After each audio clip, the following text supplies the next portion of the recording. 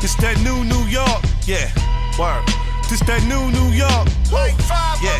This that new York, this that big drop, motherfuckers. You ever seen something crazy out there, Five? What?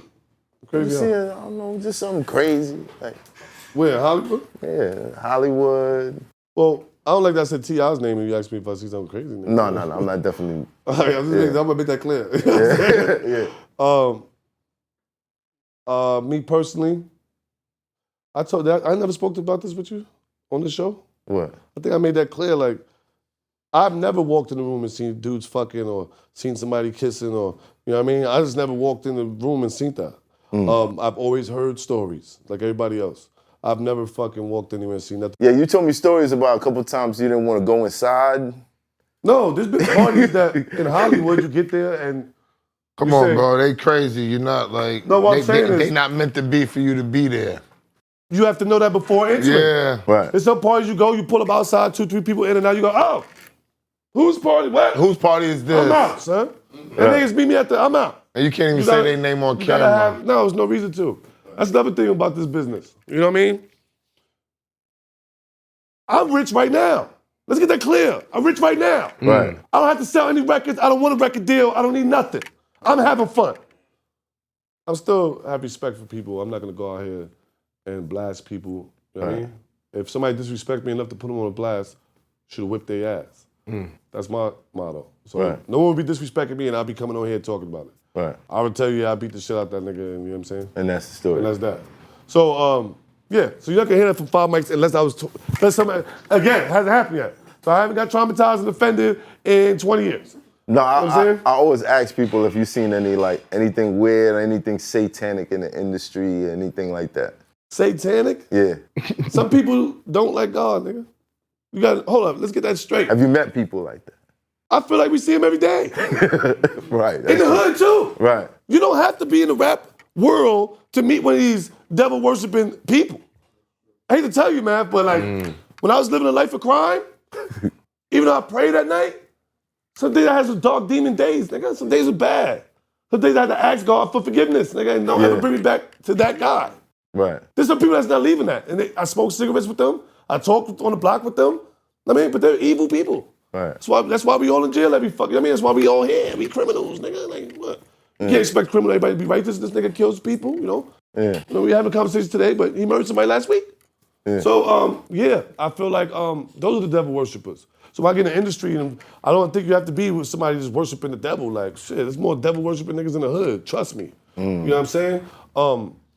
In Hollywood, there's one thing that it's mad cap, yo. That word is invented for a reason. A lot of things are fake. A lot of things are not real. You don't have to go to Hollywood to see it. This is how the world's ran.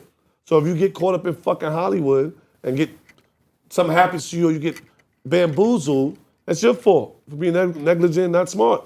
As a hustler or somebody trying to, with your dream, you went down the wrong street. I can't blame it on Hollywood. Because my personal experience in Hollywood, being from Brooklyn, being a live nigga, I never got disrespected. Right. I never. I cannot say it. I was in Hollywood for 3-4 years, hanging with the biggest stars of all time. Never got disrespected, never, you know what I mean? I heard things, never, but nothing ever where I was like, oh, fuck that. Oh, nah, hold up, what? Never. You know what I'm saying? And another thing, being from New York, that's why I said salute to the OGs. There's some people that need to say this, whether they see it or not, it's like it needs to be known. Snoop Dogg is one of the realest niggas in hip hop, period. You know, Snoop Dogg put me on his Instagram pages because he liked my video with Carl Kanai and changed my life while I was in LA. This before the money. That's what I'm saying. I was already going through magical things without money. Right. Snoop Dogg put me on the thing. I'm walking down the street, people going, 5? And West Coast, like, what? Like, yo, you know Snoop Dogg page, cuz? Like, what? Crip niggas all over the place. Yo, salute, homie. I'm like, what's going on? I said, Snoop. 3 days later, I'm at Snoop's studio. You know what I mean? And when Snoop put a hand on you, it's like the hand. Right. You know what I'm saying? And Snoop also boosted my confidence. Another person I need to show love to is Mike Epps. Mike Epps gave me $2,000, $3,000 in the hallway when I was dead broke, son. Moving to LA, just trying to figure it out. And he's like, what are you doing out here? I'm like, I'm just chasing my career. He's like, yo, you got no money? I was like, yeah. I was lying. They're like 15 minutes later, I was like, nah, I ain't got no money, yo. And Mike Epps gave me cash right in the hallway. They go, "Fine, Mike, do your thing, man." And he's been another person. But you notice the names. I'm not just naming anybody. Yeah. Some of these guys are the culture curators. You know what I'm saying? The Fat Joes, the Mike Epps. You know what I'm saying? Another person that I feel doesn't get enough respect. And what I'm saying is, y'all gotta understand, these people could hate. Fuck 5 mics. Well, I don't like that shit. You know what I mean? Fuck that. And that's just it. I'm not saying I can't be successful, but it's gonna be hard to get these hip hop cosigns if these OGs don't let you in the door. You know what I'm saying? Or just, salute you or something. Right. Acknowledgement. Right.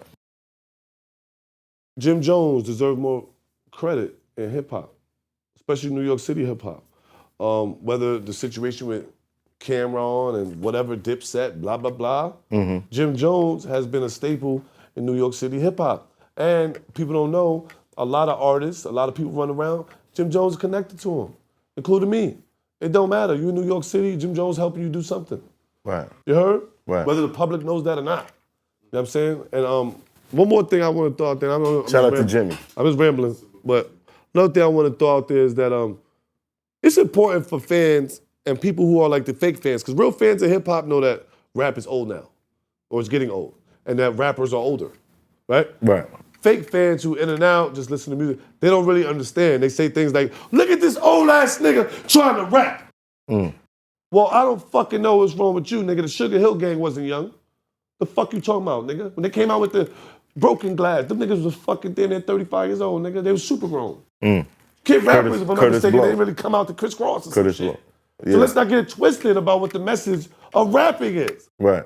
The only reason they signing you kids so they can manipulate you. Stupid. Wouldn't you want to sign a bunch of young dummies before you sign some grown adults that maybe speak some shit or know some shit? Right. I want kids. But on top of that, they try to distance the older generation from the younger generation. And that's why I want to salute so they the can't New York. get the jewels. That has to be saluted. The New York hip hoppers, I went all around the country. I came back home and nobody shut me down. And some people say, "Hey, father, niggas don't fuck with you. It's only for the money." That display niggas, no, nigga, I knew this nigga for 10 years. Right. What the fuck you talking about? I just never was in a position to be able to say, "Hey, let's do some shit." Right. Know what I mean? Now, if you say to do some shit, nigga tell you 100 grand, then you know you don't fuck with you. Right. You know what I'm saying? But niggas say, "Hey, Fob, I'm such and such, I gotta get paid for my services." You know what I mean? But let's do it.